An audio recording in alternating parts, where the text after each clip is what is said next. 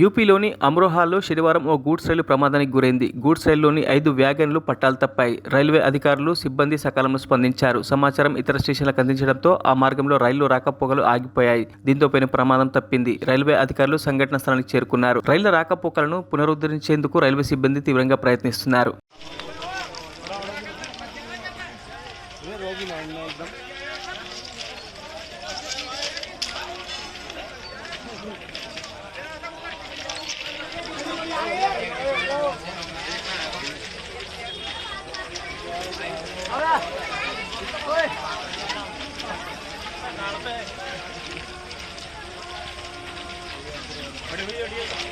మరిన్ని అప్డేట్స్ కోసం మా ఛానల్ని సబ్స్క్రైబ్ చేయండి.